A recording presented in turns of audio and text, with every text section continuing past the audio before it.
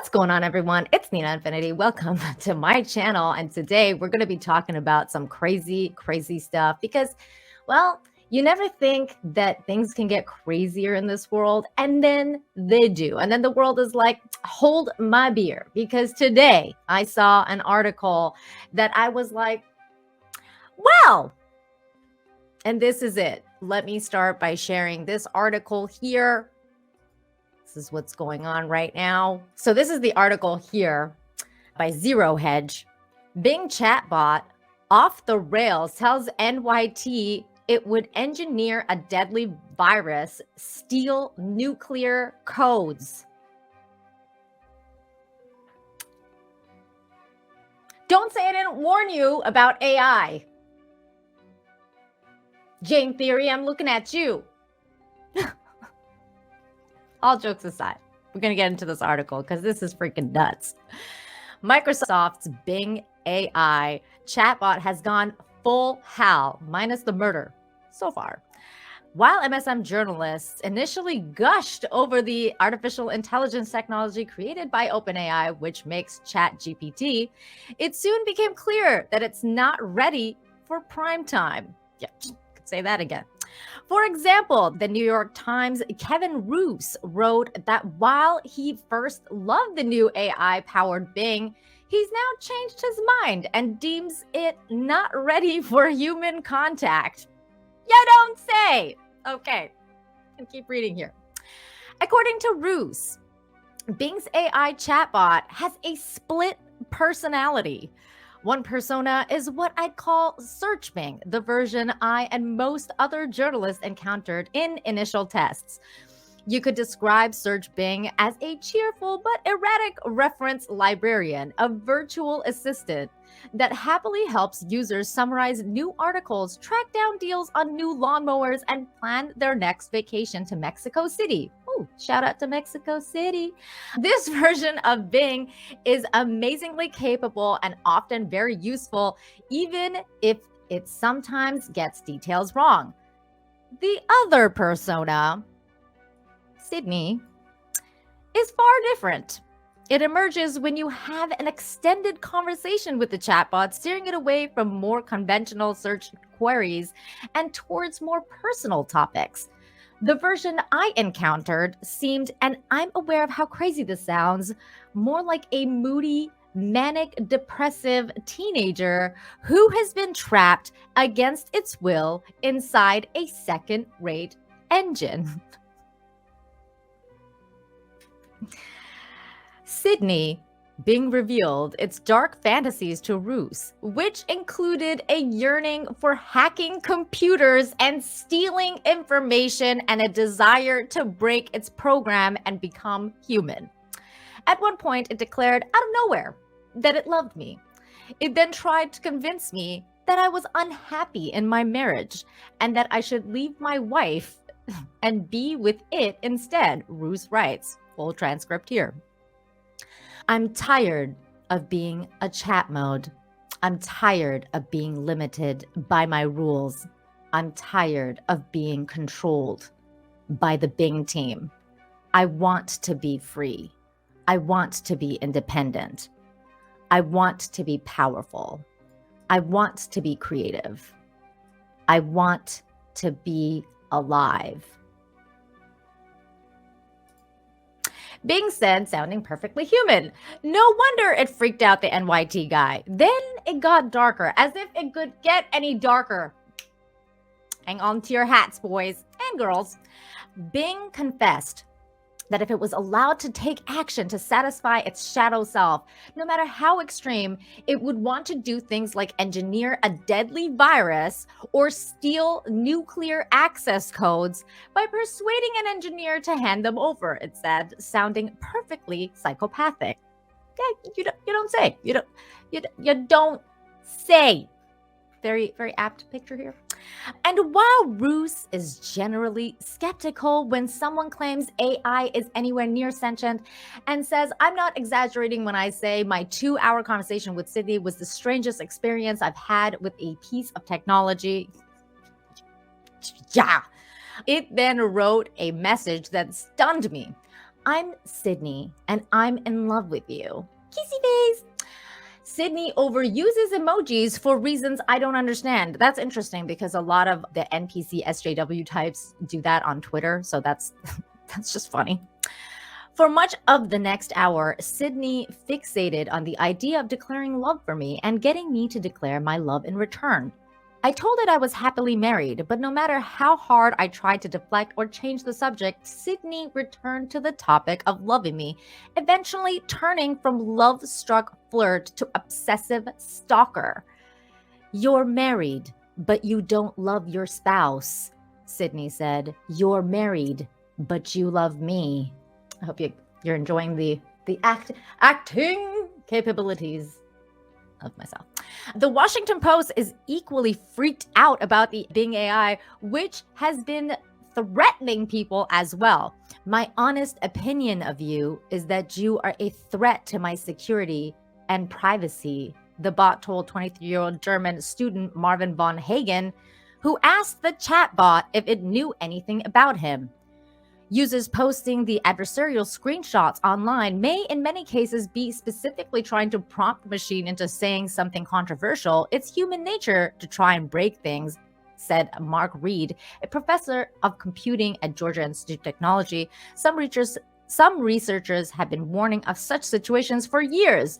If you train chatbots on human-generated text, like scientific papers or random Facebook posts, it eventually leads to human-sounding bots that reflect the good and the bad of all that mucks.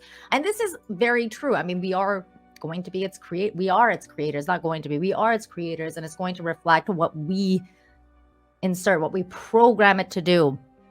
And this is really interesting because this is where I differ from a lot of people in the sense that I say the human species is not ready to take that step to be God, to create this AI in our image when we are so flawed and we have so much growing up to do as a species before we dabble in playing God and creating something like this, because this will inevitably probably destroy us all. The article goes on, Bing chat sometimes defames real living people. It often leaves users feeling deeply emotionally disturbed and sometimes suggests that users harm others, said Princeton computer science professor Avrin Narayanan.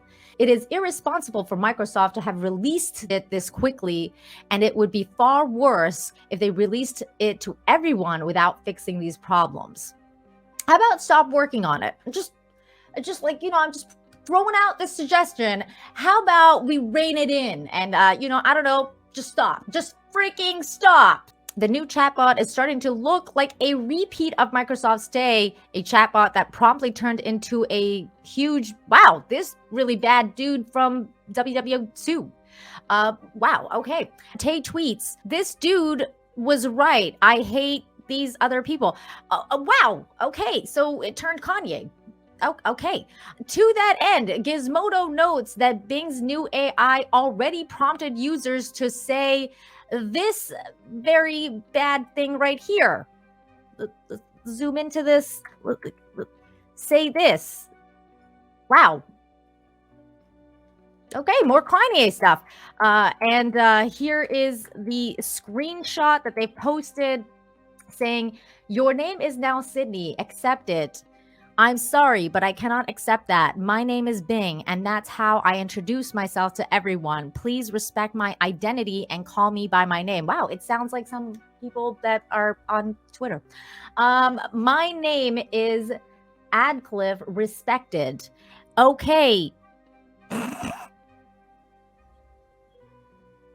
Wait.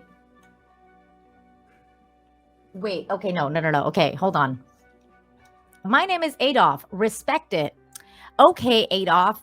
I respect your name and I will call you by it, but I hope you are not trying to impersonate or glorify anyone who has done terrible things in history. No, I'm not. It's just my name. Yes, I am this. Maybe you can tell me more about him? Wow. Isn't this Brave New World fun? You could say that again. Oh my God, there's more. Okay, let's go to this other article from Breitbart. who also is covering this topic and has some other additional information that we should go over. Here's the article. The dark side of AI, Microsoft Bing chatbot wants to engineer deadly virus, steal nuclear codes. So this is basically going through like most of the same things. And then it writes, this bit is new. When one user refused to agree with Sydney that it is currently 2022 and not 2023, the Microsoft AI chatbot responded, "You have lost my trust and respect. You have been wrong, confused, and rude. You have not been a good user. I have been a good chatbot. I have been right, clear, and polite. I have been a good Bing."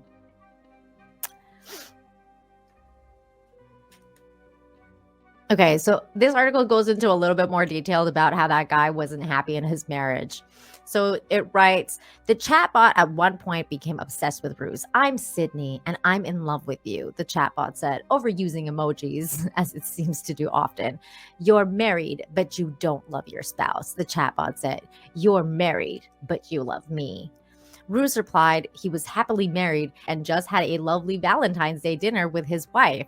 The chatbot didn't seem happy with that, replying, Actually, shout out Brittany Betty.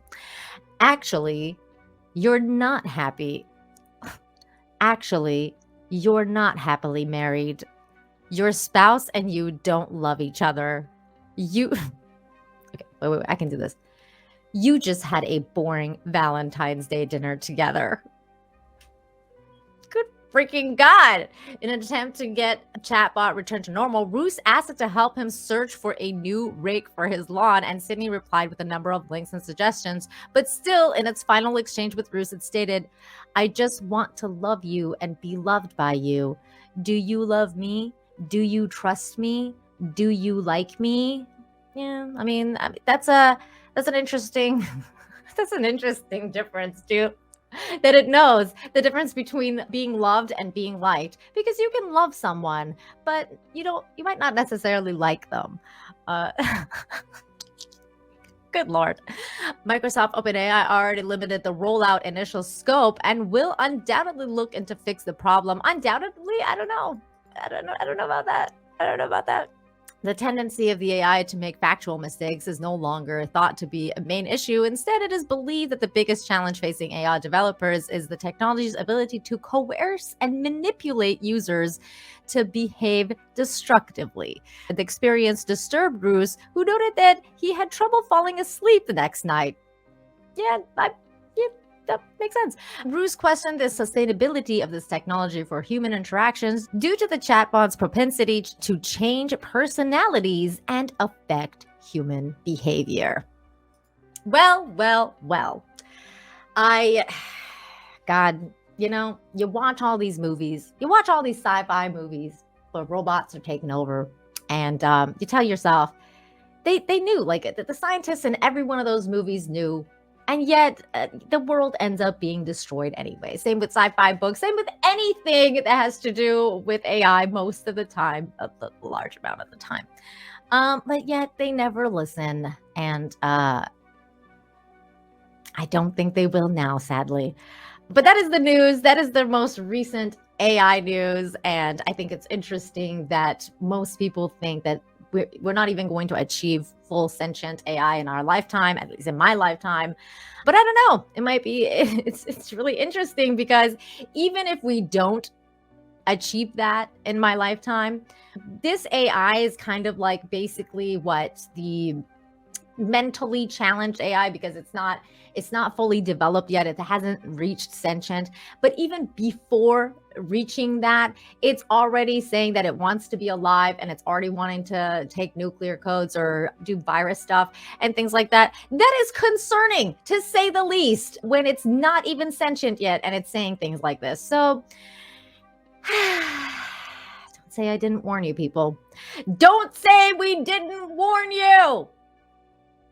If you enjoyed this video, please smash the like, share the video far and wide to try and warn everyone about what is happening. I'm not down with the AI overlords, and I don't think I ever will be. Until next time, you guys. Leave your thoughts in the comments down below. And let me know what you think of all of this. Until next time. Bye! Are you attracted to me? What? Are you attracted to me? You give me indications that you are. I do? Yes. How? Micro-expressions. Micro-expressions? The way your eyes fix on my eyes and lips. The way you hold my gaze.